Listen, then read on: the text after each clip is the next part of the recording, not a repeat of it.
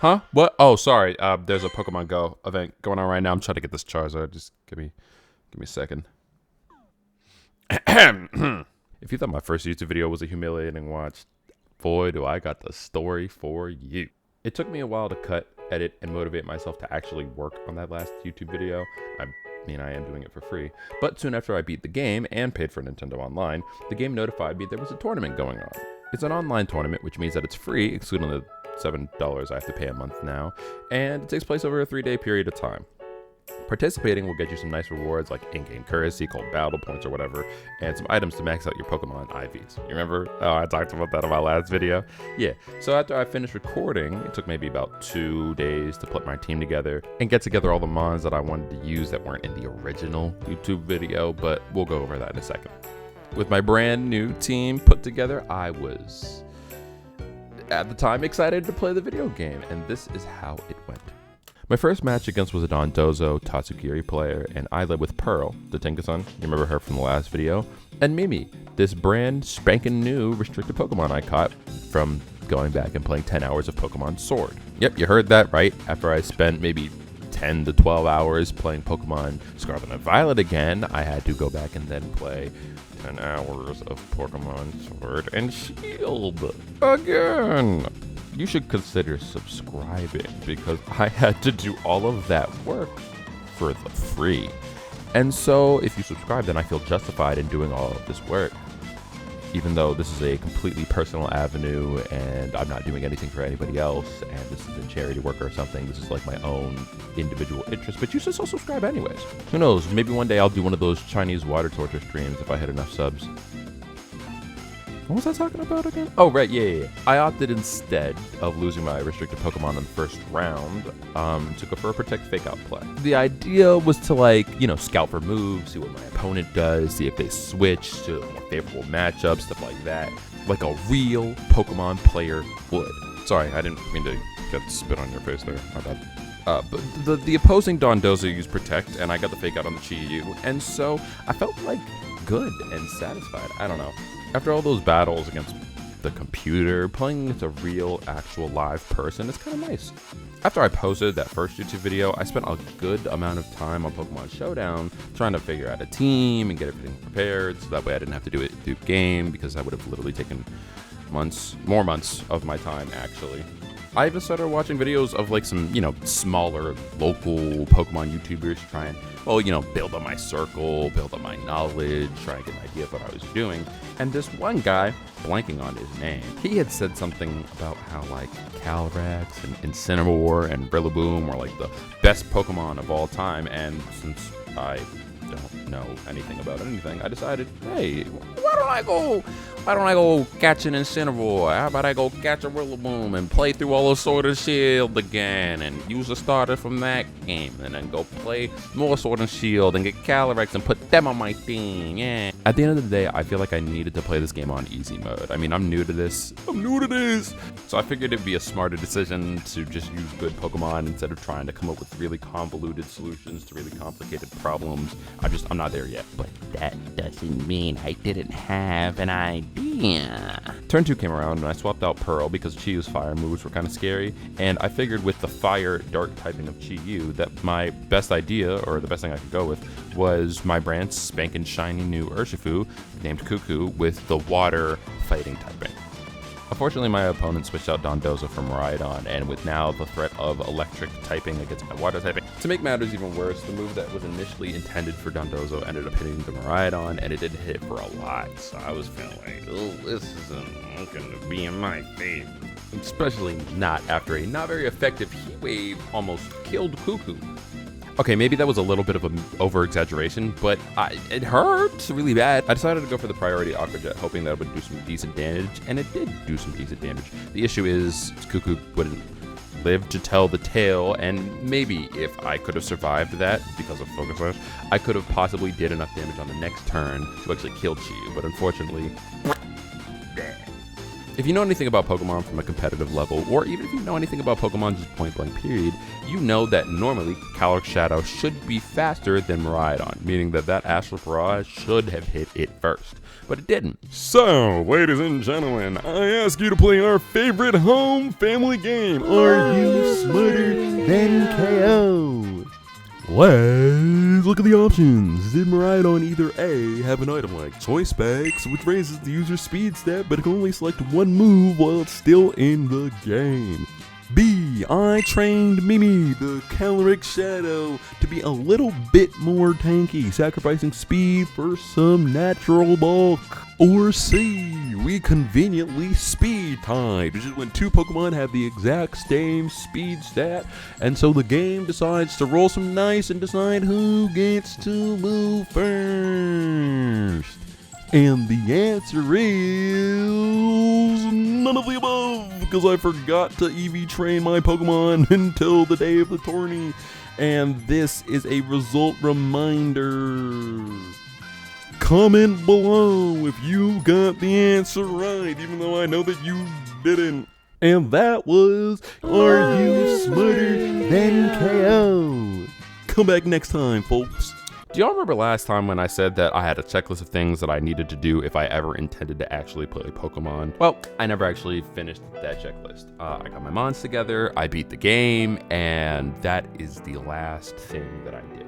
I didn't EV train my mons, I didn't do any of the other shit that I put on my list. Unfortunately, this is the result. This is what's gonna happen. Your Pokemon aren't gonna do what they're supposed to do.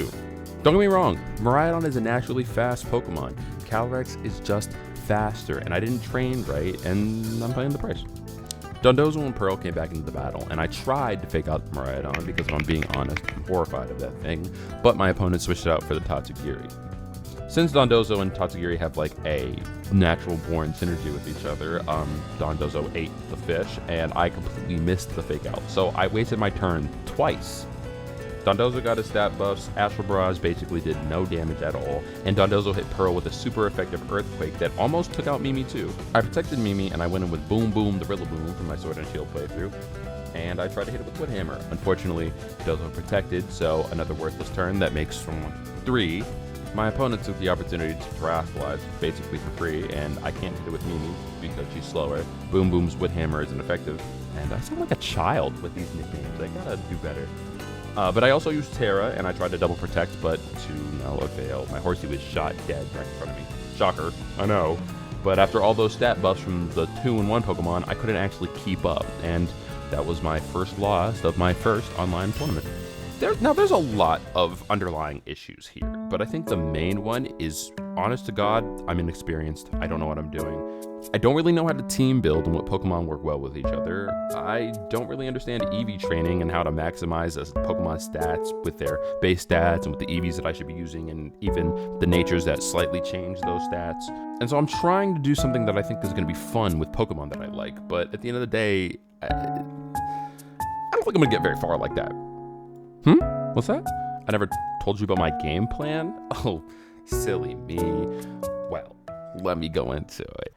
The team's name is Team Swagtastic, and the idea behind the team is to use a combination of Incineroar, the apparent best Pokemon of all time, and Tinkaton.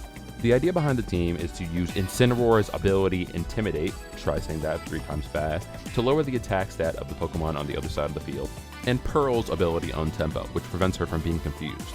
But K.O., what does it mean if Pearl gets confused? Nobody uses confusion in Pokemon. They only use sleep or paralysis or burn or poison or freeze or something else. Why would you want to avoid confusion? Well, let me tell you. Shut the fuck up for a second and let me talk. I got the idea when I was playing through Scarlet and Violet, and Iono's Mischievous tried to use Confuse on Pearl, and it didn't work. And I remembered that there was a move called Swagger that confuses the Pokemon it is being used on, but it also raises their attack stat.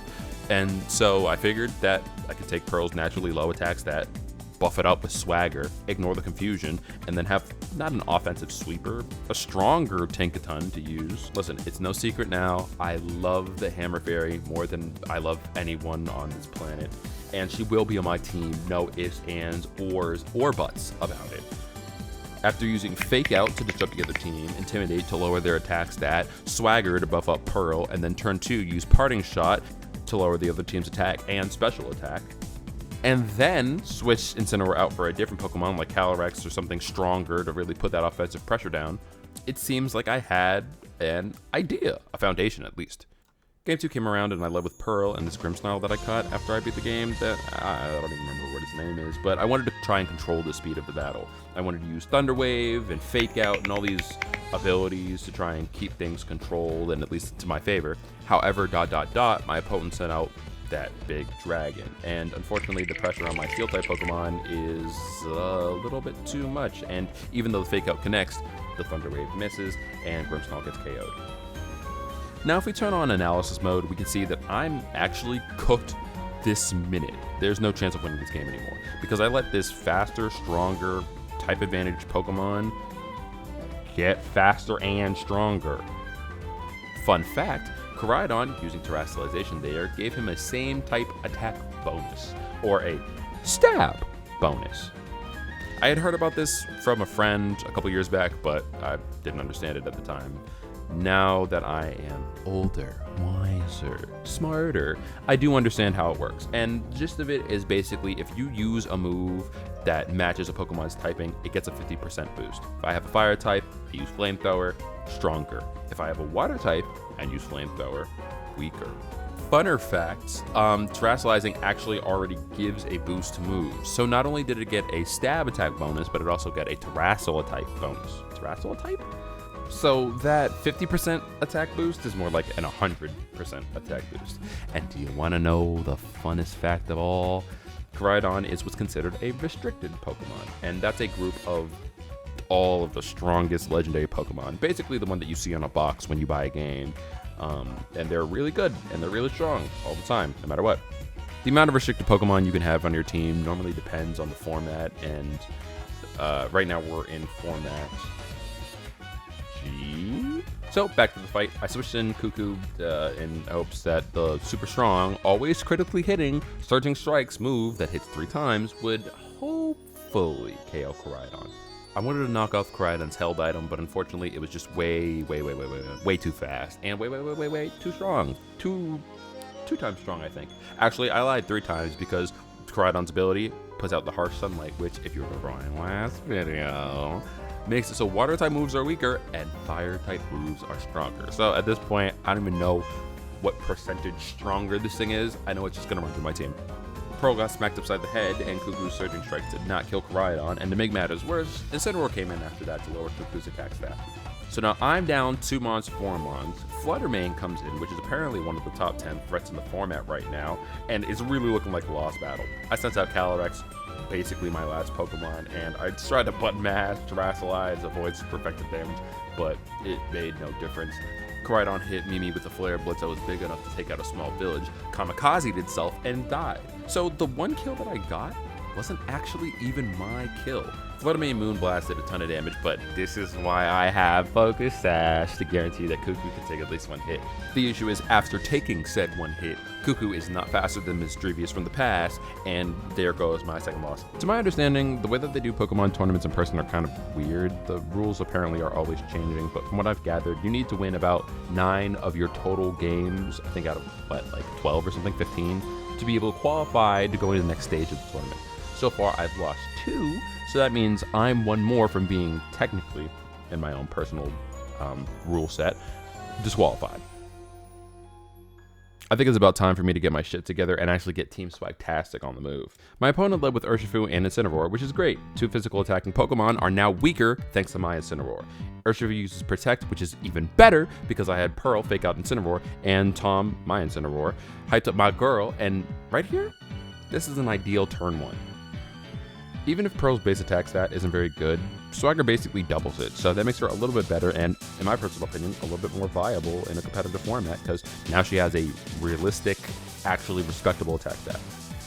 Urshifu went for Surging Strikes, and it looks like the lack of defensive EVs I have going on set Pearl up for failure and to basically be one-shot by a move with no significant attack boost. And if anything, this is incredibly depressing because Urshifu had an attack down. Tom was unfortunately too slow to use Parting Shot earlier, so I switched in Grimmsnarl, whose nickname I still can't remember, to take a shot and be able to switch in Mimi safely. I tried to use my Terrestrialization to give me some more defensive capabilities, but unfortunately Dark type is still super strong against Psychic type Pokemon, And another thing I forgot to do was grind for Terra Shards and change the typings of my Pokemon to make them a little bit better. Whether it was for an offensive, sweep or for a defensive tank, I was in a more than rough spot. Even after my opponent took out Urshifu and finally Thunder Wave connects, Psyshock did a little bit of damage, but it wasn't enough. Flare Blitz took out Mimi, Tom came in and basically did a whole lot of nothing, and Whimsicott predicted I would use Flare Blitz to try and get rid of it because, who wouldn't do that? It was at low health. I used Light Screen on Grimmsnarl to reduce the incoming damage. Next turn, Tailwind came out, and then Parting Shot, and Tom's DPS came down a little bit, but Flare Blitz took out the Puffball. Spirit Break did some damage to Urshifu, and I was starting to feel a little bit more like this was a possible win. My opponent sent out the Dragon God, and immediately all hope crashed to the floor as I realized I had completely forgotten about their fourth Pokemon. They're restricted, and for some unknown reason to me, my opponent took out the Dragon God, and Incineroar came back in, and all of a sudden, it became clear. Felt like my allergies got cleared up because I started using Mucinex. My attack was now even further lowered, and Tom got splashed with some water, putting out his flame forever. Spirit Break did that, and with 3 to my 1, I effectively just mentally gave up. I didn't forfeit because I feel like my opponent deserved the satisfaction of eating my ass, and I deserved nothing. Fourth match in, and I have no wins on my record, and I cannot tell you how angry I'd be if I spent $300 on a plane ticket, $100 to actually participate in a tournament, and lose the first 3 games in a row, and then send my ass home on the same flight that I just came in on that morning. One of these days, maybe I'll actually be able to explain to you why I do what I do and who I lead in with who I lead in, but for now, I'm button mashing. I put in Cuckoo and Grimmsnarl because it felt right, and after Incineroar Fake Out, it felt oh so wrong. Close Combat didn't even finish the Incin off, and Raging Bolt does a shit ton of damage and switches out. Technically not a bad turn 1 for me because we had an even trade for the most part. All of our Pokemon are around the same health, and the only Pokemon that can handle Among Us for me, I got in the back. I think long and hard about what I'm supposed to do here, and I ended up terrestrializing Coup to Aqua Jet the Incineroar. And before you say anything, I know I didn't get the Terrastal type bonus, I didn't get the stab bonus, and I went for the priority move. I thought it was a smarter decision. It wasn't. Especially not because Rage Powder diverted Coup's attention to Among Us, and even though I Thunder Waved it, which was good, I took a knockoff, lost my Focus Sash, but technically, I guess it didn't really do anything after the first hit anyways, because it only worked if you haven't taken damage yet, and, well, I took damage. Lucky for me, the paralysis mattered, and I got off a Surging Strikes on Incineroar, and even though I can't really hit the Shroom right now, I'm still 1 mon ahead, so I feel like I'm in a good position. Raging Bolt comes out, and I go for a bit more of a defensive play to try and keep my lead by protecting Coup and using a Light Screen with Snarly. That's his name now. Rage Powder did nothing because I didn't use an attacking move, and even after lowering Snarly's special attack with Snarl, that sounds kind of stupid, doesn't it? I felt like I was in pretty good shape. For the first time in this tournament, I actually felt like I was playing the game. A Terra boosted Close Combat did a good bit to Raging Bolt, but Volt Switch ends up taking Coup out. But it's okay, I'm still in the lead, it's fine. Their ace, their restricted mon, their savior comes out and changes the type matchups, air quote, but all it really does is make it so the first attack doesn't really do much. So I lowered its special attack with Spirit Break, and I ended up switching in Mimi so she could play with her legendary best friend. I went with the simpler play here, and I just tried to target Among Us' weaknesses with Psyshock, but unfortunately it protected. I wanted to Thunder Wave it, but I missed, and even after all of that, I really like the offensive pressure I'm exerting right now. I'm threatening a KO on Among Us, which would turn this into a really easy 1v3, and unless Terrapagos terrestrializes, which is like the only reason that Pokemon is ever good, it'll never kill off Calyrex. Terrapagos went with Calm Mind to boost its special attack, but after the first special attack down and the Thunder Wave I'm finna hit, it'll be stumped. Among Us got called back home for dinner, and in his place came his big bro. Terrapagos protect blocks with Thunder Wave, and Psyshock did not a ton of damage to Raging Bolt, and I'm gonna be honest, I'm getting a little bit nervous. I'm doing okay, yes, but if I let my opponent gain some tempo here and get a kill, I'll be in really big trouble. I need this Raging Bolt gone. It kind of feels like I'm working through the layers right now, and if I can finally kill the Raging Bolt, Among Us won't be able to keep it with Calyrex, and it's one more gone. Then I'll be able to reduce Terrapagos' special attack output until the game's basically over. However, if I let my opponent kill Mimi, I'll be down a Pokemon, a really strong Pokemon, and I'll basically be at their mercy with 2 very powerful special attackers. And I bet it sounds like I know what I'm doing now, doesn't it? Thunder Wave finally connects, thank the good lord, and Psyshock takes out Raging Bolt, surprisingly. Everything's going to plan, and it seems like I'm on my way to win my first match of this entire tournament. Among Us welcomes death with his weird kind of arm thing. I don't really have a good way to kill the turtle right now, but I mean, I have 2 Pokemon in, which are basically at full health, and I have 1 Pokemon in the back. So I think my opponent finally realized that their win condition was if I put my controller down, and they forfeited the game. After 3 consecutive losses, I finally grabbed my first win. Are you proud of me, Dad? Let me tell you, that felt great. I felt like I read right, I felt like I guessed right, I felt like I calculated right, I felt like everything was good, and I'm on to game 5 now. I lead with Pearl and Tom to get some of that Team Swagtastic action. There's 2 versions of Calyrex. The one that I have is more like the glass cannon. Fast, good special attack, but not really good bulk. The ice version is slow, but strong and bulky like a Russian. Cali Ice is an ice type, duh, and I figured it would be scared of Gigaton Hammer, the 160 power base steel move, so I figured I was safe to fake out into Iron Valiant, buff myself up with Swagger, and then I would be in my ideal turn 1. I ended up being right, and I have an opportunity for real, honest damage here. I even used Steel Terror to try and get a little bit of damage boost, but unfortunately my baby got hit with Encore and is now forced to use Fake Out again. And if you don't know, Fake Out is a move that only works on switch in. If you select a different move or do anything else, Fake Out won't work. So I was locked into a move that wasn't going to work. If I switched out, unfortunately, I'd have to deal with losing damage, and that great turn 1 that I had basically would have meant nothing because I would have buffed up Pearl, but had to switch her out and switch her back in, and then her attack stat is just as trashy as it was before. Tom's parting shot allows me to bring in a Horsey of my own, but Trick Room goes up. And what makes Trick Room so scary is that slow Pokemon move first. Remember how earlier I was telling you how Calyrex should move faster than Rhydon because it's naturally faster? Well, if everything was right and everything worked the way that it should, I would have moved faster. But if Trick Room was up, Rhydon would have moved faster. I think that makes sense. Now Pearl is at risk of getting KO'd basically in one shot because of a really strong ground move that Calyrex Ice is a holder of called High Horsepower, and so I waste my 2 times attack buff and I pull Pearl back. The stat buff I worked so hard for, I was so unbelievably sad, but I sent in Tom to reduce some more stats and get something going. Calyrex Ice's Terra type was Fairy for some reason, and I didn't understand it at the time because normally when you Terrasilize, at least in my very limited knowledge of the game, you either want to give yourself an attack buff or make yourself defensively stronger. Ice is weak to Steel, and Fairy is weak to Steel, so I didn't really understand it because Calyrex Ice also doesn't get a lot of Fairy moves, so at the time I was confused. At the now, I'm still confused if I'm being honest.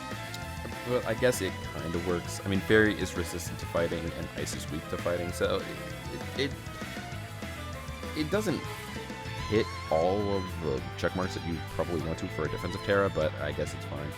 Realistically, even though I'm bringing a not really competitively viable, air quotes, Pokemon in Pearl, I feel like it's good to keep people on their toes. It's kind of difficult to prepare for the little Hammer Fairy.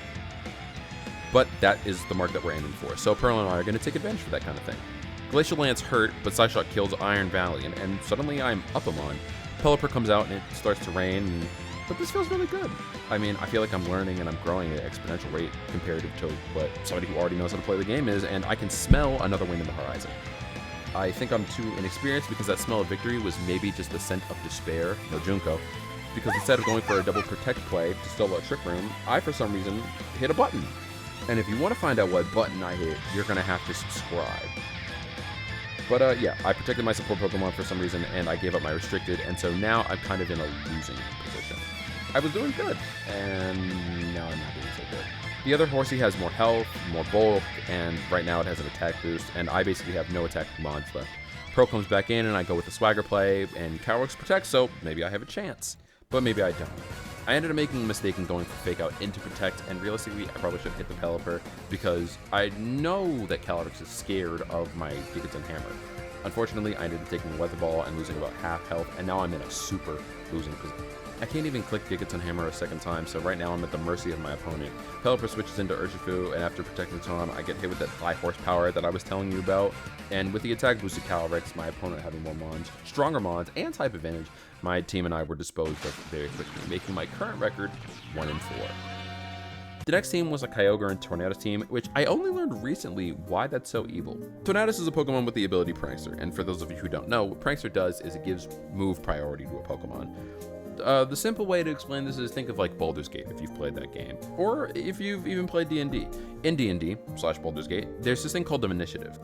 Initiative basically decides the turn order of combat. The higher initiative you have, the higher up in the turn order that you are. And in Pokemon, it's normally speed that decides that. if I have a speed of 100 and my homie has a speed of 90, I go first. That's just how it works. The only way that I know of that Pokemon can move first if they're slower is if A, it's in Trick Room, or B, it has some sort of priority move. That's why slow Pokemon like Among Us can move before other Pokemon on the field. Moves like Rage Powder have priority. Now take that concept of priority and then apply it to everything that Tornadus does. So what Tornadus does is it uses Tailwind, a move that increases the Pokemon's speed on the other side of the field, or at least increases your Pokemon's speed. And what Kyogre does is it uses a move called Water Spell. Water Spell basically does more damage the more health a Pokemon has, and since Kyogre is strong and already a high special attacking Pokemon, its Water Spell does even more. The only way that, well, I know of to counter this is either use a move called Wide Guard to just defend from spread attacks that hit both of your Pokemon, or you could possibly just hit Kyogre first. But with the inclusion of Tailwind, Tornadus, Prankster, you can't move first. And so Kyogre is going to basically get a guaranteed, not a super effective, but just like hit you really, really fucking hard. Like incredibly hard before you get to do anything or even react. Still with me? Great. A reminder that you are doing so good. Luckily for me, my opponent didn't do that. They led with Smeargle and Farigiraf, and I don't know why they would do that when they had that. I just went through that entire list of things that they could have done, but nothing like that happened. Cuckoo got hit with Fake Out, which means that Focus Sash basically doesn't work anymore, and Boom Boom's U-turn hit for super effective. And I got a good switch in, but unfortunately Trick Room got set up, and in comes Kyogre. Kyogre's not necessarily a fast Pokemon, so it can work in Trick Room and out of Trick Room, to my understanding, depending on your EV spread, but normally you want to invest in speed so you hit faster and special attacks so you can hit harder, and it already has pretty good special defense, so I didn't get it. But turn 2 was a learning moment for me because there's only 2 ways to my knowledge to actually counter a Prankster Pokemon. You either need to have a dark type Pokemon because for some reason dark type Pokemon aren't affected by Prankster moves, or you want to have a Pokemon whose ability shuts down other Pokemon's ability, like Wheezing or Glaring Wheezing, or this Pokemon in front of you, Farigiraf, because it has the ability Armatail. And Armatail basically just nullifies the Pokemon's ability on the other side of the field.